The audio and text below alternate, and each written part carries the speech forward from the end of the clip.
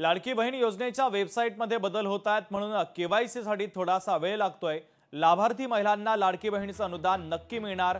कोणतीही महिला लाभार्थी लाभापासून वंचित राहणार नाही। महिला आणि बालकल्याण मंत्री आदिती तटकरे यांनी आता माहिती दिली आहे।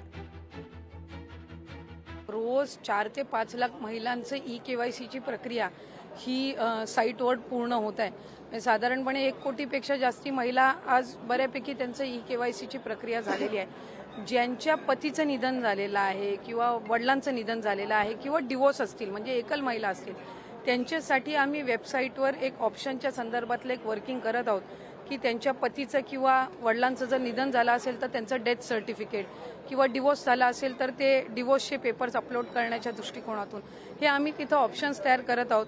त्यासाठी वेबसाईटमध्ये ज्या काही त्या पेजवर ज्या काही बदल करण्याची गरज आहे त्याची प्रक्रिया ही आम्ही सुरू करत आहोत। लोकशाही मराठी ऐका, पहा, जागरूक रहा।